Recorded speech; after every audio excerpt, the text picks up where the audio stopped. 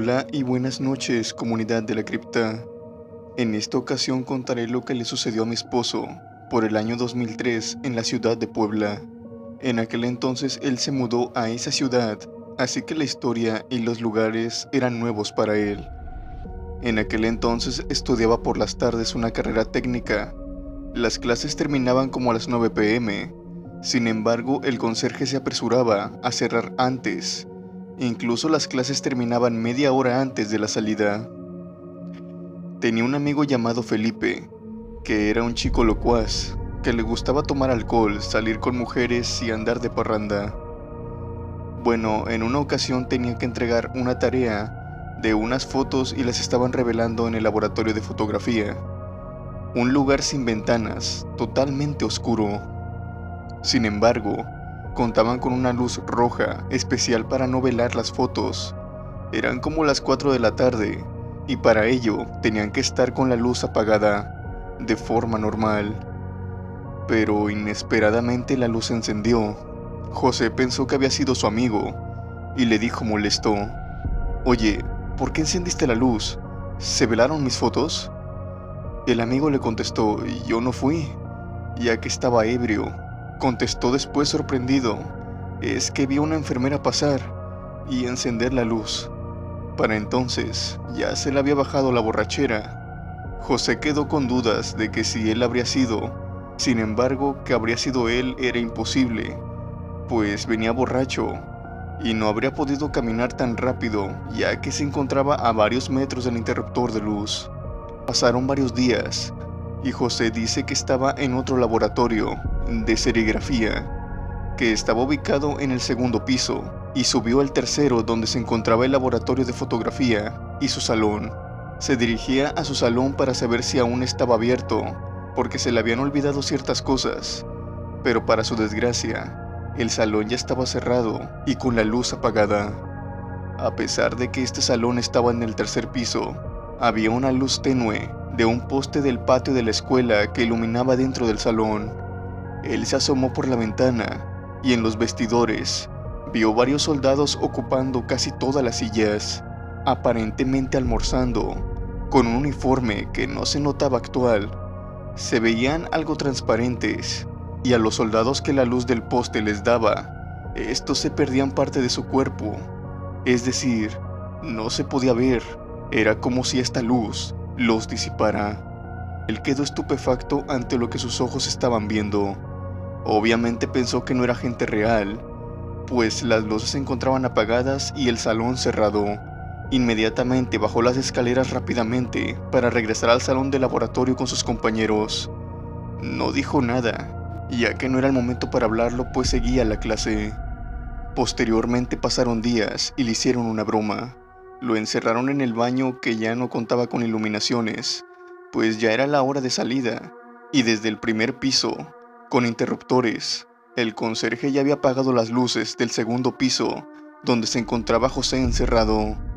Los chicos se reían y José se sentía nervioso, pues sentía la presencia de alguien que no podía ver, alguien que no podría ser un vivo, pues él era el único que habían encerrado. Sentía la presencia de alguien muerto. Entonces empezó a gritar de terror, y mientras lo hacía, intentaba abrir la puerta, y esta no cedía. Los muchachos del otro lado entonces también estaban intentando abrir la puerta, y no se podía. Parece que ese ser no quería que se abriera la puerta, o quizá la estaba deteniendo, hasta que alguien llamó al conserje, y él con la llave pudo abrirla. Pasaron más días y José miró una placa antigua desaparecida en el patio de la escuela. Él se acercó para leerla, y se dio cuenta que muchísimos años antes de ser una escuela, fue un cuartel militar y un hospital, y lo relacionó con los sucesos anteriores.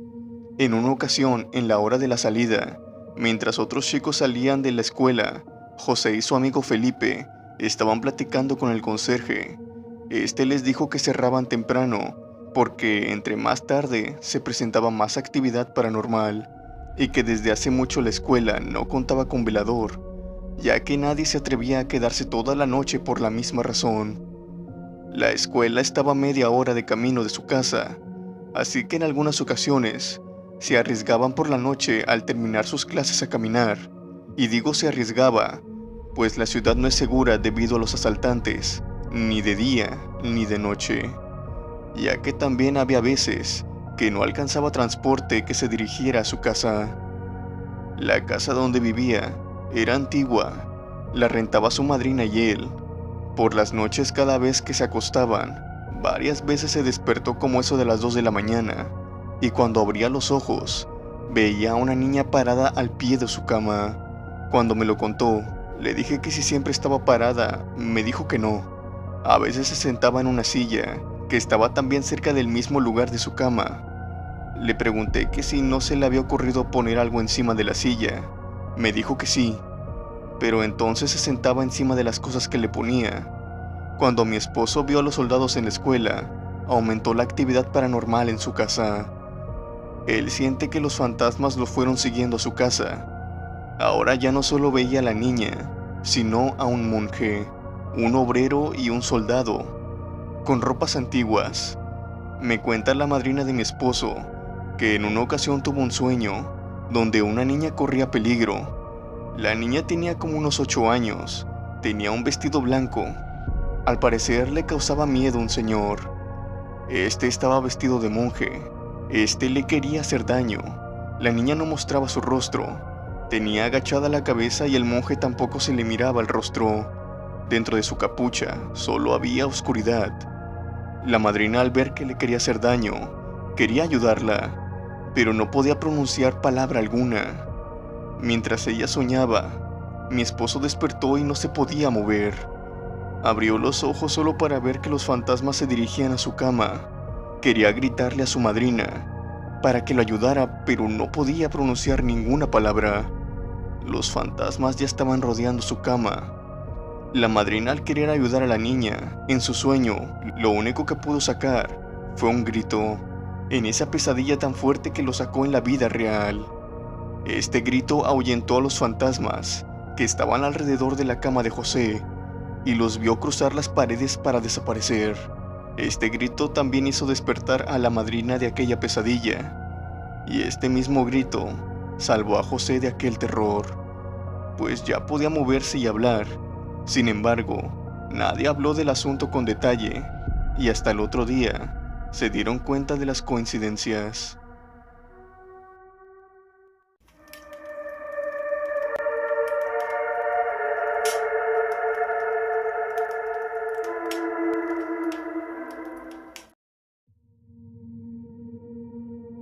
Lo que ahora voy a relatar pasó en el centro de la ciudad de Puebla, en el año de 1997. Mi tía se fue a vivir allá por unos meses con su esposo, ya que su trabajo así lo requería. Encontraron un buen lugar para rentar en esos edificios que cuentan con su fachada antigua, con las mismas paredes gruesas, pero remodeladas por dentro. Rentaban un departamento grande que se encontraba casi al fondo de los demás, localizada en la planta baja. Dentro de este lugar había eco, ya que no estaba llena de muebles. El área de la sala estaba totalmente vacía, así como otro cuarto. Solo había una cama en la recámara de mis tíos y otra individual en otro cuarto que era del sobrino que trabajaba con el tío. Yo conocí el departamento porque fui de visita unos días con ellos, en vacaciones. Mi tía esperaba su primer bebé, y por su embarazo en algunas ocasiones se recostaba en la cama, por el cansancio. Durante mi visita no hubo nada extraño, pues mi tía me hubiera contado. Pasó el tiempo y como en aquel entonces no había la tecnología de comunicación rápida como ahora, ella se fue a vivir a su nueva casa en Taquemac, Estado de México. Y en una ocasión que visitó el pueblo que la vio crecer, es decir, donde está su gente, nosotros, me contó que en ese mismo departamento, una de las tantas veces que se recostó en la cama, vio de reojo a alguien negro venir por la sala. Su ruido hacía eco, traía como una olla de peltre, ya que logró escuchar el sonido de la misma. Al parecer lo traía en una mano. No pudo verlo bien, ya que como mencioné antes, lo vio de reojo, y cuando quiso moverse no podía, estaba totalmente tiesa. Esta cosa se acercó por detrás de ella y le apretó el cuello. Ella quería gritar y no podía, sentía mucho miedo. Entonces en pensamiento empezó a rezar todo lo que sabía y esa cosa le seguía apretando. Ya no podía respirar bien, pero siguió aferrada a su rezo mentalmente hasta que de pronto esta cosa desapareció y ella finalmente pudo moverse. Aún le dolía la garganta, pero logró tranquilizarse. Tenía que hacerlo ya que estaba sola. Su esposo y sobrino trabajando y yo pues ya no estaba. Como el lugar era viejo, guardaba muchas vivencias. Y llegamos a la conclusión de que se trataba de un fantasma. Ahora que lo pienso bien, creo que fue un agente sombra.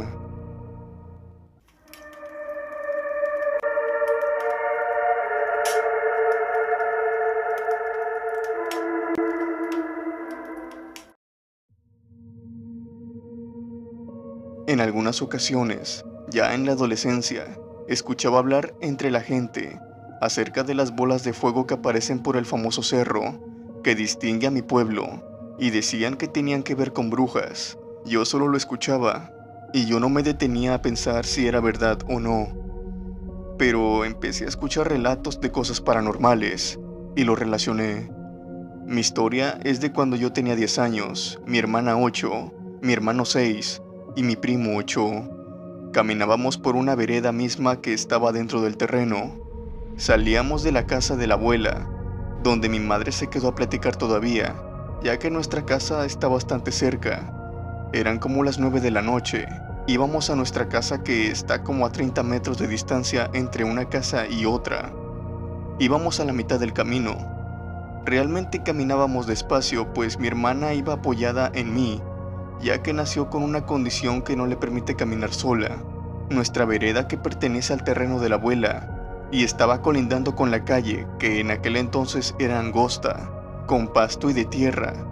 Nuestro lindero entre nuestra vereda y la calle eran unas plantas que crecen alto y se llaman trueno, y que eran comunes para poner el límite entre un terreno y otro.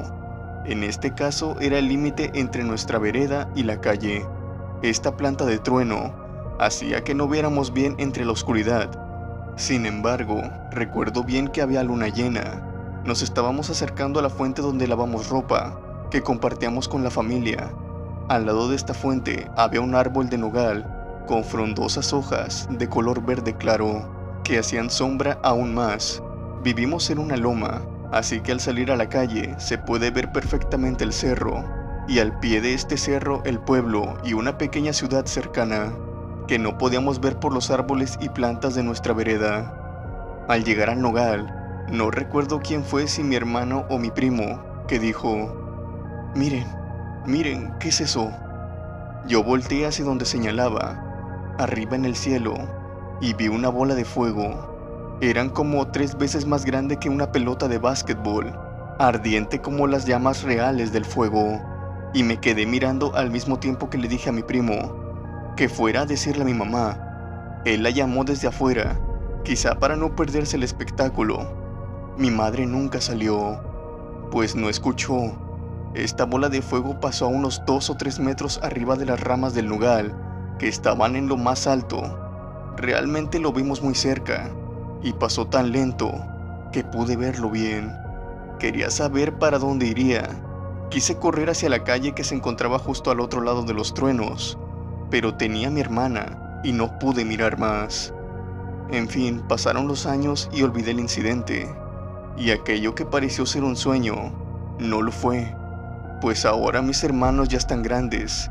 Les pregunto y dicen que también lo vieron y lo recuerdan muy bien. Pasaron algunos años y yo sola me hice a la idea que lo que vimos fue algo del espacio fuera de la Tierra, pero ahora con los relatos de lo sobrenatural, he llegado a la conclusión de que esa bola de fuego es la misma de lo que tanto habla la gente, y la de que muchos han sido testigos. Una bruja.